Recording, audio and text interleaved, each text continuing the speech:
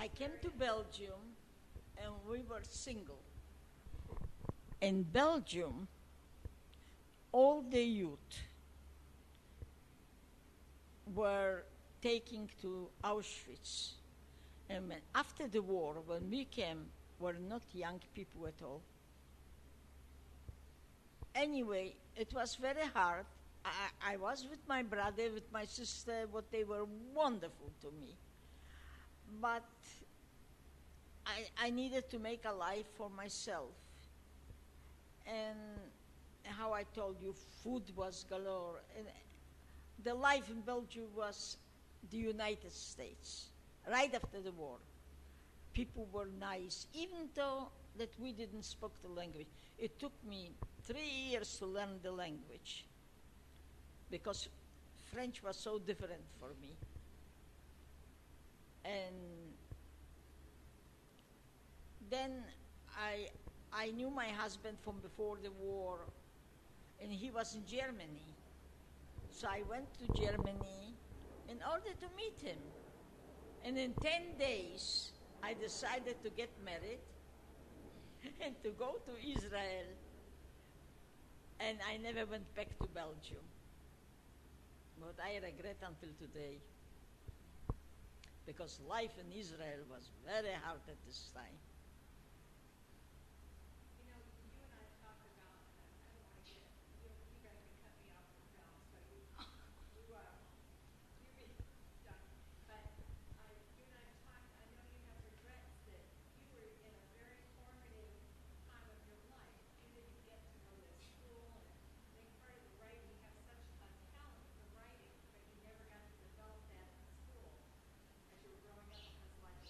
It was very hard. In Belgium, I went to school.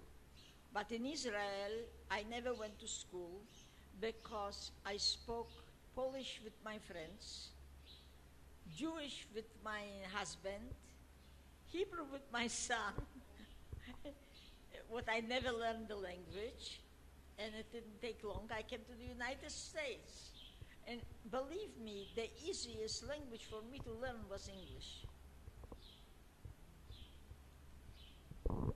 But I thought English was one of the hardest languages to learn, though. I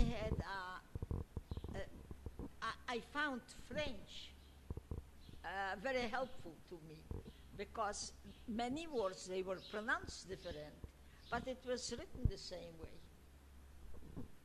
And besides, I am sure that my English is very poor.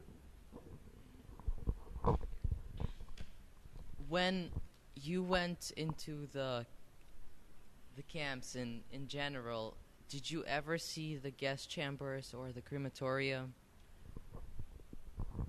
Where I was no gas chambers.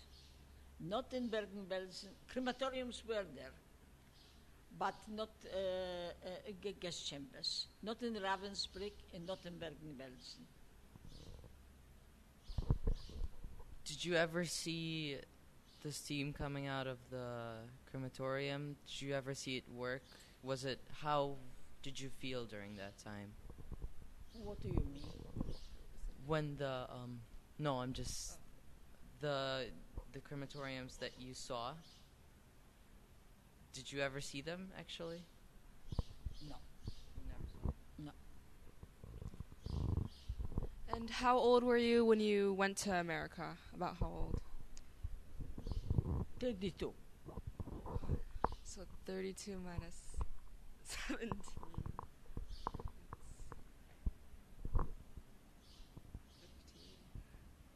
15 years.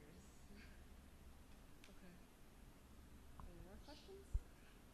One thing I can tell you, the Germans would never be able to do this if not countries like Ukraine and Russians, what were there, what they were collaborating with them in Poles, and Latvians and Hungarians.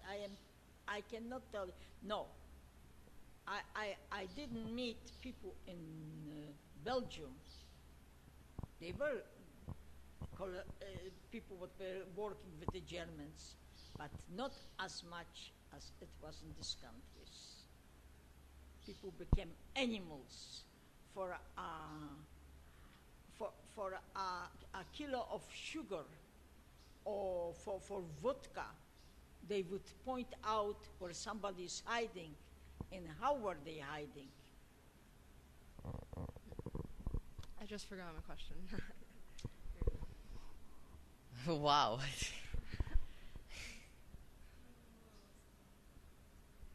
Do you have any other thoughts,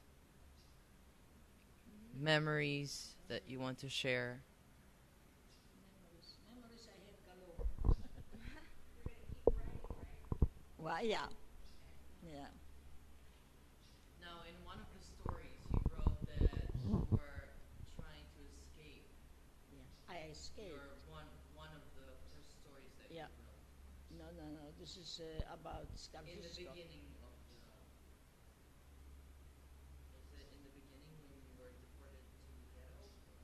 No, this was one time I was in this labor camp, and they took us to another camp, and each time when they take you to another place was worse.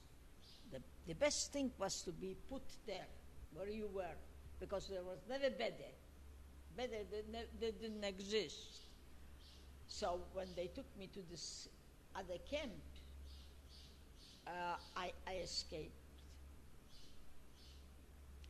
And how I wrote that two German boys were staying, and they were laughing.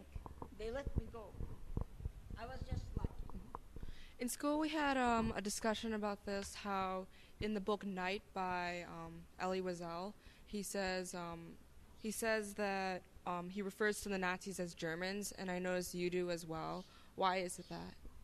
I don't... Such as, you say that the Germans, you refer to them as the Germans, while we are taught to call them the Nazis. Why do you call them Germans? Okay. You see, to say that everybody was a Nazi, it is not true. There were, I assume they were some, but they were so afraid.